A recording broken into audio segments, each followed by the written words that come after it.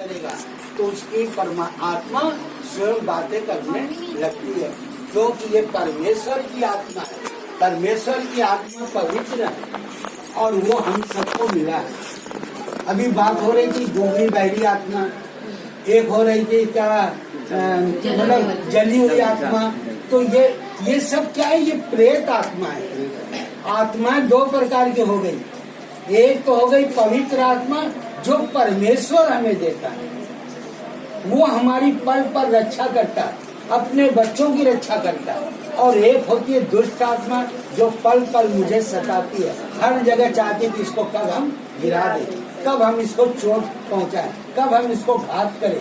आज कैंसर और तमाम लीवर में बीमारियां, ये सब कहाँ से आ रही? क्योंकि लीवर की जो शराब नहीं पी रहा वो कैंसर का मरीज कैसे हो जा रहा है?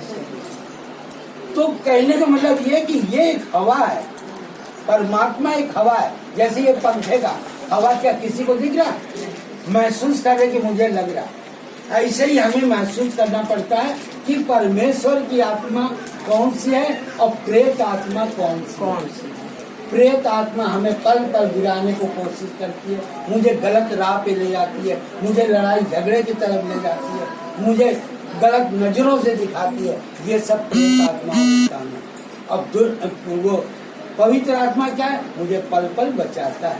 परमेश्वर ने कहा ना अपने वचन में कि तुझसे कोई पूछेगा तुमने परमेश्वर को देखा तो क्या कहोगे? तो हम क्या कहेंगे कि हमने देखा उसके कार्य के द्वारा। आज यहाँ पे सब भाई बहन आए हैं और सबके जीवन में कार्य हो रहे हैं, तभी तो आए। नहीं यहाँ कौन आएगा? क्या मेरे घर देखने के लिए आए? नहीं, सब लोग कह रहे हैं परमेश्वर के घर में आए हैं। तो परमेश्वर के घर आए ना, क्योंकि इनके जीवन में परमेश्वर ने काम किया। आज वो काम कर रहे तभी आ रहे। न हम इनको कभी नहीं जानते, न ये हमको कभी जानते सब। आज यहाँ पे बहुत से भी नए लोग हैं जिसको एक दूसरे से मुलाकात हो रहा है। तो ये कौन मिलवाता है? परमेश्वर। तो परमेश्वर हमसे बातें करता है। उषा मैडम से तो हमेशा बात करता है, लेकिन दिखता नहीं, बात हमेशा होती है। और वो अपनी बातों के द्वारा परमेश्वर ने अभी ऐसे ही गवाही समझिए उसको, 68 भजन इनके थे और मैंने छपने को डालना था। ये कह रहे पिता मुझे 2 भजन और दे दो, तो मैं तो 1 घंटे के अंदर 2 भजन इनको पिता ने दे दिया। 1 घंटे के अंदर। तो ये तो कैसे दे देते हैं और कैसे ये गा लेती है, ये तो पिता जाने और ये गाने। क्योंकि तो मतलब कोई छुपी हुई चीज नहीं है, पिता तो प्रकट कर रहे हैं ना। तो पिता तो नहीं दिखाई दे रहा है, लेकिन वो अपना कार्य प्रकट कर रहे हैं।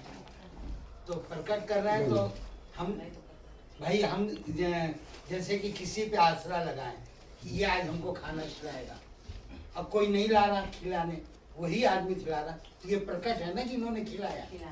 तो ऐसे आज हम लोग किस पर आश्रित हैं?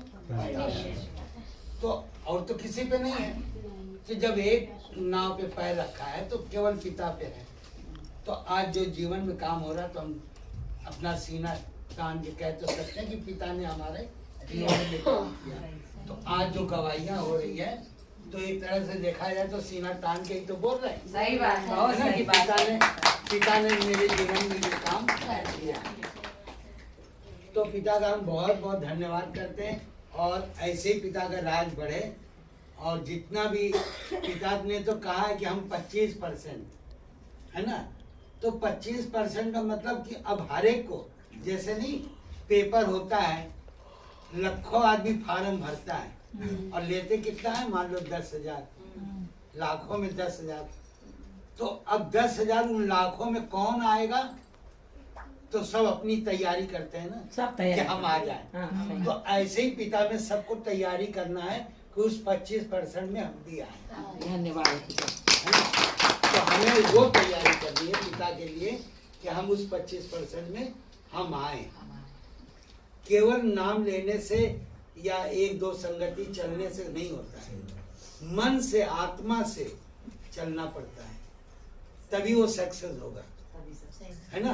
किसी के कहने से आप चले, अरे आज नहीं जा पाएंगे, आज काम है, तो ये ऐसे नहीं चलेगा। आपकी आत्मा बोलेगी नहीं मुझे जाना है तो जाना है।